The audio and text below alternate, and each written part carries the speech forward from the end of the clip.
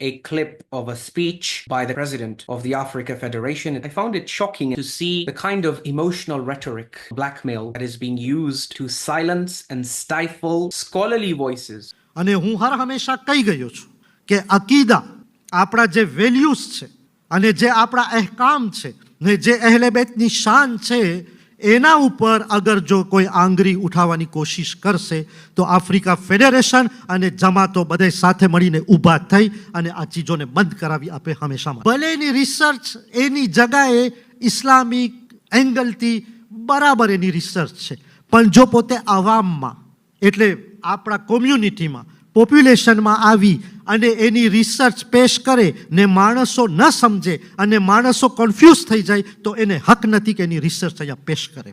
They're trying to recreate an environment that is reflective of the Roman Catholic Church and the Vatican in the medieval period. They also were giving a very clear message to the scholars and scientists of their time that, look, we don't care what your research is. If your research and if your knowledge goes against our superstitious beliefs and our popular understandings, such as, for example, the church was promoting the idea that the sun is revolving around the earth. It's the earth that's at the center of the universe. Scientists started discovering through their researches that this is wrong. And the church was telling them through its action verdicts that if you speak out against our preconceived inherited dogma, then we will either burn you at the stake, as they did with Giordano Bruno, or we will place you under house arrest, as they did with Galileo Galilei, or we will make life miserable for you in some other way. And the sad thing is that today in the 21st century, there are some sections of our community leadership that want to send the exact same message and signal to visiting scholars as well as local scholars. If you showcase or present any evidence, even if it is correct from an Islamic angle, due to it being from the Quran, teachings of the Ahlul Bayt alayhimus salam, or from the confessions of high-ranking 12-verse scholarship itself, you present us anything from these sources that is not to our taste, then we will come after you and we will mobilize the community against you. By the way, this mobilization is not happening against Al-Islaah. These are threats and intimidation that they are issuing against their own scholarship, who, because of having studied in the Hausa, do know that so much of what is popular is without foundation in the Quran, in the authentic teachings of Ahlul Bayt alayhimus salam. This is why I say they want to bring back, they want to take us back to the 15th and 16th and 14th Makutis, to these dark periods. At least the Roman Catholic Church, their Pope was at least a scholar. These people are not even scholars, and yet they want to control. He keeps on trying to emphasize this point under the emotional garb that no, this is to do with sha'n of Ahlul Bayt, as if supporting and defending ghulu is preserving the sha'n of Ahlul Bayt. If you're going to go with rhetoric like this, then even the Christian can say we must preach the Trinity and we must preach that Isa alayhi salam is the son of God and that he died for our sins on the cross. We can still preach them because they increase the sha'n of Prophet Isa alayhi salam. So from a Christian ghulu point of view, what Islam is doing is taking away from the sha'n of Isa alayhi salam. But in reality, it is the ghulu and the falsehood that are being refuted. And same thing applies to the Imams of Ahlul Bayt alayhimus salam, that their station and their maqam undoubtedly is the highest in this ummah after the Prophet sallallahu alaihi wasallam, for everyone with justice and fairness in their hearts. One of the giants of your community, Asghar Ali M.M. Jafar, reflect on the words of your own senior community leader and religious leader. These were words that he delivered in a speech as far back as 1973. Unless we raise the intellectual level of our community to meet the challenges of the times, I do not see any hope of reformation anywhere. He was concerned with raising the intellectual level of the community. And compare that with the community leadership today. Do they want to raise your intellectual level? And if they really want to raise your intellectual level, ask them, how are you going to raise our intellectual level when you are going to ban any scholar who dares to preach his conscience, who dares to call the community to the Quran and the clear teachings of the Ahlul Bayt alayhimus salam, and even to some of the candid confessions and admissions of the highest ranking scholarship of the sect? How is the intellectual level of our community going to advance if they're only going to hear one narrative? The world is going ahead at such a tremendous pace that I am inclined to feel that living in the 20th century, we are 50 or perhaps 100 years behind times in our deliberation, reasoning, wisdom, and intellect. Look at the rhetoric of your community leadership. Banning, gagging, silencing, stifling scholarly voices. Their greatest fear is, what do we do? How do we prevent this from happening? How do we shut the mouth of our own speakers? How do we send them a clear signal that, look, we do not want your evidence. comments. We do not want your verses from the Quran and teachings of Ahlul Bayt, na'udhu billah, and research of Maraji' which disagrees with what we are upon. We do not want any research that takes us out of our comfort zone. Never mind that comfort zone is only comfort zone here. In Akhirah, the Quran has warned, the Prophet has warned, the Imams of Ahlul Bayt have warned that this path is going to lead you to lie against Allah, to fabricate against Allah. And Allah is telling you in the Quran, وَضَلَّ عَنْهُمْ مَا كَانُوا يَفْتَرُونَ. Repeatedly, Allah keeps on saying that if you come to me on the Day of Judgment having believed in fabrications, ضَلَّ عَنْهُمْ مَا كَانُوا يَفْتَرُونَ. Make no mistake about it, all your fabrications will disappear and will not come to save you in my court. In my court, the only thing that can rescue you is my own testimony. If you can show me from my own book that, Ya Allah,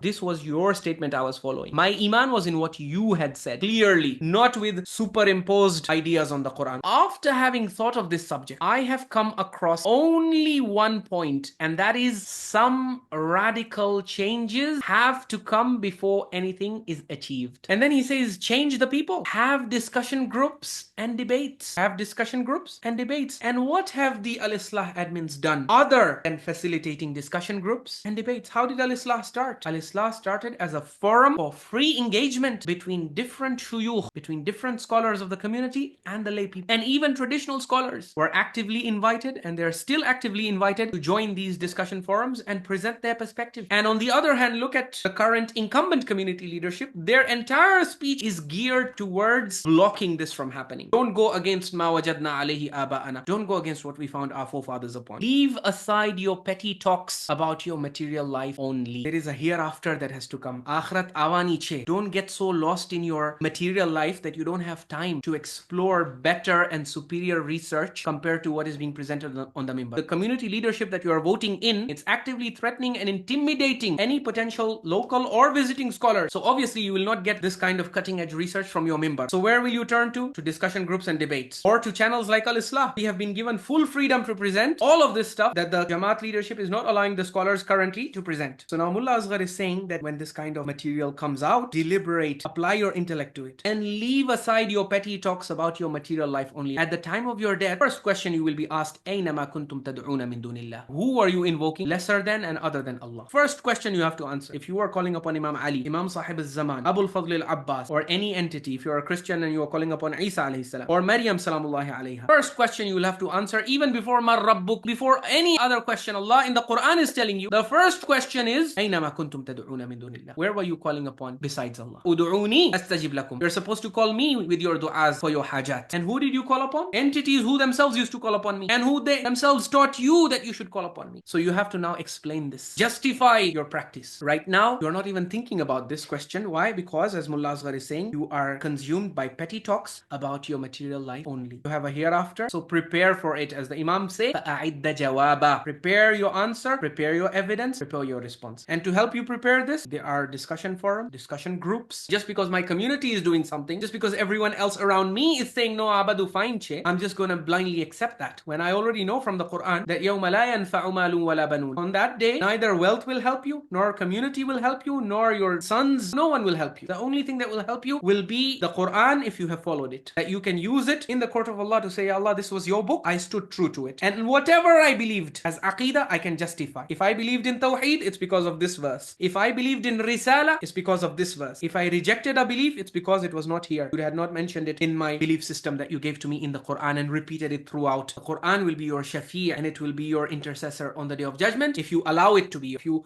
act on it. وَإِنَّهُ لَذِكْرٌ لَكَ وَلِقَوْمِكَ وَسَوْفَ تُسْأَلُونَ. This Quran is a reminder for you and for your qawm, for your people. وَسَوْفَ تُسْأَلُونَ. And make no mistake about it, you shall most certainly be questioned about what you did with this reminder. Did you take it seriously? Did you listen to what Allah was saying in it? Or did you follow blindly what your community was doing? And then he goes on to say, so now look, he's appealing to the youth. Youth does not mean teenagers only. The Imam says, if you look at the Ashabul Kahf, for example, they were all in their mid-30s. And yet, Allah subhanahu wa ta'ala referred to them in the Quran as إِنَّهُمْ فِتْيَةٌ آمَنُوا بِرَبِّهِمْ. Which means they were young at heart. They were young in terms of their soul. They were not like people who get hardened. ثم قست قلوبكم من بعد ذلك فهي كالحجارة أو أشد قسوة. Such that no matter how much Quran you expose it to, no matter how much evidence you expose it to from the Imams of Ahlul Bayt, the Imams of Huda and guidance, no matter what evidence you expose it to, it does not melt. It does not surrender to it. إنهم فتية آمنوا بربهم وزدناهم هدى وربطنا على قلوبهم إذ قاموا فقالوا. When they stood up and they said, ربنا رب السماوات والأرض, said, our sustainer is the Lord of the heavens and the earth. Whoever is sustaining the heavens and the earth, he's our sustainer. Not these entities that our community members have taken as their guardians and protectors and lords besides Allah subhanahu wa ta'ala. ربنا رب السماوات والأرض لن ندعو من دونه إلها. We will not call upon any God besides him, besides that one true God. قد قلنا إذا شططا, because if we call upon anyone other than Allah, then we are going very far away into falsehood. هؤلاء قوم اتخذوا من دونه آلهة. These are our community people. They have taken lords and gods besides Allah subhanahu wa ta'ala. Now in the case of their community, they had done so explicitly. In our community, it is not explicit. No one dares to say that we worship a God besides Allah. But in terms of attributes of Allah, powers of Allah, offices of Allah, His unique divine offices, you have transferred to the Imams. On what grounds? On grounds that Allah has permitted it. Then we ask you, where is the permission in the Quran? There is no evidence except convoluted qiyas-based arguments, guesswork, speculation, fabricated narrations, what the Quran dismisses as dhann, invalid evidence in the court of Allah subhanahu wa ta'ala. لَوْلَا يَأْتُونَ عَلَيْهِمْ بِسُلْطَانٍ بَيِّنٍ. Why do they not bring a sultan bayyin, clear authorization or proof from Allah? And if they don't have that clear authorization for what they are doing, فَمَنْ أَظْلَمُ مِمَّنِ افْتَرَى عَلَى اللَّهِ كَذِبًا. Then who can be a greater zalim than the one who invents and forges lies or false claims and then attributes them to Allah? When you fabricate and lie against Allah and transfer the divinity of Allah, His unique divine powers of creation, of sustenance, of fulfilling hajat, of listening to du'as, of having absolute ilmul ghaib, of knowing what's inside the hearts, you take all of these unique powers and attributes of Allah, you give them away to the Imams of Ahlul Bayt, and then you lie against Allah and say Allah is the one who gave. وَإِذَا فَعَلُوا فَاحِشَةً قَالُوا وَجَدْنَا عَلَيْهَا آبَاءَنَا وَاللَّهُ أَمَرَنَا بِهَا. When they do something evil, their first defense is our forefathers used to do it. Number one. Number two, وَاللَّهُ أَمَرَنَا بِهَا. And Allah has ordered this. Yani, by permission of Allah we are doing this. قُلْ إِنَّ اللَّهَ لَا يَأْمُرُ بِالْفَحْشَةِ. Allah does not order indecent, shameless things. أَتَقُولُونَ عَلَى اللَّهِ مَا لَا تَعْلَمُونَ. Are you going to make claims about Allah for which you have no knowledge? This is exactly what our community has fallen into. Don't take my word for it. Go back to the testimony I shared of Ayatollah Asif Muhsini. Ayatollah Muhsini, student of Sayyid al-Khoi, classmate and batchmate of Sayyid Sistani. He says, whenever you present fabricated and unreliable narrations from the Shia sources, you are lying against Allah and you are lying against your own Imams. But to the young men, I appeal that whenever you are told something that is generally unacceptable, not mainstream, and don't just shut it down. Don't just dismiss it. Why don't you argue and discuss? This is Mulla Asghar. Huh? You say Mulla Asghar was also a closet Al-Islahi. There was no Al-Islah back then. The normal reaction to this would be that how can we argue when we do not have the knowledge and experience that the older person has? There can only be two things. If you cannot understand the thing, either accept it or reject it. If you don't have sufficient knowledge, then gain the sufficient knowledge so that you can either accept it with knowledge or reject it with knowledge. He says, my community, the Khoja community, has chosen to reject it, whether there is reason behind it or not. You don't bother that maybe this particular teaching that Al-Islaah is presenting, does Islah have a good reason for it from the Quran, from the statements of Ahlul Bayt alayhimus salam? You don't bother with the evidence. You just want to reject. إِذَا أُلْقُوا فِيهَا سَمِعُوا لَهَا شَهِيقًا وَهِيَ تَفُورُ كُلَّمَا أُلْقِيَ فِيهَا فَوْجٌ سَأَلَهُمْ خَزَنَتُهَا أَلَمْ يَأْتِكُمْ نَذِيرٌ. Every time a group will be thrown into that place, the guardian angels will ask, أَلَمْ يَأْتِكُمْ نَذِيرٌ. Did you receive no warning? No warner came to you? They'll say, قَالُوا بَلَا قَدْ جَاءَنَا نَذِيرٌ. No, a warner did come to us. فَكَذَّبْنَا. We declared the warner to be a liar. وَقُلْنَا مَا نَزَّلَ اللَّهُ مِنْ شَيْءٍ. And we said Allah has not revealed any guidance condemning what we are upon. وَقَالُوا لَوْ كُنَّا نَسْمَعُ أَوْ نَعْقِلُ. If only we had listened. The problem was you're not even prepared to listen to evidence and guidance that contradicts what you were born upon. So this is where the problem starts, with you blocking your ears. جَعَلُوا أَصَابِعَهُمْ فِي آذَانِهِمْ. As Prophet Nuh alayhi salam complains about his ummah, and this is the same tactics in a different garb the community leadership is now trying to promote. Remove the microphone from any warner who wants to present us any guidance from Allah and the Prophet and the Imams of Ahlul Bayt, and even if it is from our own scholars that goes against what we found our forefathers upon. You are putting yourself in the ranks of the very same people whom Allah shows regretting on the Day of Judgment, saying, وَقَالُوا لَوْ كُنَّا نَسْمَعُ. If only we had listened. أَوْ نَعْقِلُ. If only we had applied our intellects instead of just blindly following our community. If we had just applied our intellect and if we had listened to the message, مَا كُنَّا فِي أَصْحَابِ السَّعِيرِ. We would not be companions of the blazing fire. And to all the scholars and speakers, don't be threatened and intimidated by this kind of rhetoric. Remember, you are accountable only to Allah subhanahu wa ta'ala. كُونُوا قَوَّامِينَ بِالْقِسْطِ شُهَدَاءَ لِلَّهِ. Be upright right, stand up for the truth, stand up for haqq, stand up for justice, speak the truth. وَلَوْ عَلَىٰ أَنفُسِكُمْ. Even if you have to go against your own selves, أَوِ الْوَالِدَيْنِ وَالْأَقْرَبِينَ. Even if you have to go against your own parents, against your own near relatives, you have to speak and testify against them, do so. The haqq is more worthy of your loyalty than any other thing in this world. And Imam Zainul Abidin alayhi salam, if you read that beautiful letter that he wrote to Muhammad ibn Muslim ibn Shihab al-Zuhri, this massive scholar of his time who had become too cozy with the Umayyad powers, look at the powerful letter that Imam Zainul Abidin alayhi salam wrote to him, and he said that, look, these people ja'aluka jisran abaru biha ila shahawatihim. They want to make you a bridge. They will walk over you to their shahawat, desired goals, and they will use you, the ulama, as a bridge. Don't become the bridge over which people walk to the fire of hell. He says, remember, Allah has taken a covenant لَتُبَيِّنُنَّهُ لِلنَّاسِ وَلَا تَكْتُمُونَ, that we are giving this book to you, and it is your job and duty to clarify this book and not hide them, not cover them up, not conceal them. And then Allah talks about how فَنَبَذُوهُ وَرَاءَ ظُهُورِهِمْ وَاشْتَرَوْا بِهِ ثَمَنًا قَلِيلًا فَبِئْسَ مَا يَشْتَرُونَ. They took Allah's covenant and they threw it behind their backs to buy the insignificant, trivial gains of this dunya. And this is the Faustian pact and the deal with the devil so many ulama in this ummah, in every sect, have ended up signing, unfortunately. And this is the deal that some sections in the community leadership want to keep on reminding the scholars, that you have signed a Faustian pact, you have to stay loyal. This is the main reason why, when I had expressed to my father a desire that I want to go to the Hawzat of Najaf and Qum and study all the way up to Ijtihad like my grandfather, my father warned me. He said that, look, I am not against the seeking of knowledge. I want you to go through the entire syllabus of the Hawza of Najaf and Qum. Become as well versed in all of these sciences, but don't make this your profession and don't make this your source of livelihood and your income. Why? Because then the Jamaats will own you and they will not allow you to speak the truth. Alhamdulillah, I listened to his advice, and this is the reason why I'm able to speak the truth without fear of cancellation. I don't allow them to place the gag that they want to place on mouths which want to present the Quran, which want to present heritage of the Ahlul Bayt alayhimus salam.